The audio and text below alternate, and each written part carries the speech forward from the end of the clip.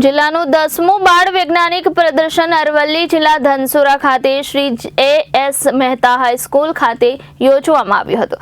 માનનીય અન્ન અને નાગરિક પુરવઠા મંત્રી શ્રી ભીખુભાઈ પરમારના હસ્તે આ પ્રદર્શનને ખુલ્લું મૂકવામાં આવ્યું।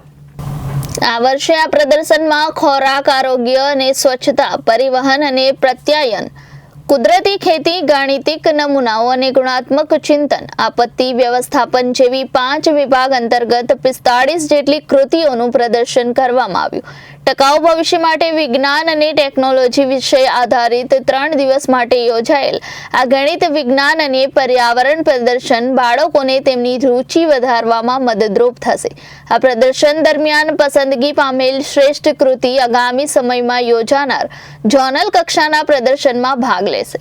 આજના કાર્યક્રમમાં બાળકોને સંબોધન કરતા મંત્રીશ્રીએ જણાવ્યું હતું કે બાળકોએ પોતાના શિક્ષકોને, માતા-પિતાને માન સન્માન આપવું જોઈએ।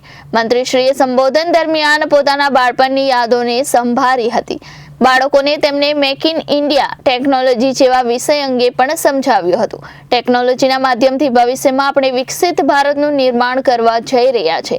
આજના કાર્યક્રમમાં સમારંભના અધ્યક્ષ તરીકે ધનસુરા કેળવણી મંડળના પ્રમુખ અને સાબર ડેરીના ડિરેક્ટર શ્રી કાંતિભાઈ પટેલ, મુખ્ય મહેમાન તરીકે GSMMFના ચેરમેન અને સાબર ડેરીના ચેરમેન શ્રી સામળભાઈ પટેલ, પ્રાંતિજના પૂર્વ ધારાસભ્ય શ્રી મહેન્દ્રસિંહ બારૈયા, જિલ્લા શિક્ષણ અધિકારી ઉષાબેન ગામેટ, અરવલ્લી જિલ્લા આચાર્ય સંઘના પ્રમુખ નરેશભાઈ પટેલ, અરવલ્લી જિલ્લા માધ્યમિક શિક્ષણ સંઘના પ્રમુખ અશોકભાઈ પટેલ, અરવલ્લી જિલ્લા ઉચ્ચતર માધ્યમિક શિક્ષણ સંઘના પ્રમુખ રાકેશભાઈ પટેલ, અરવલ્લી જિલ્લા પ્રાથમિક શિક્ષણ સંઘના પ્રમુખ અનિલભાઈ પટેલ સહિત ધનસુરા કેળવણી મંડળના મહાનુભાવો ઉપસ્થિત રહ્યા હતા।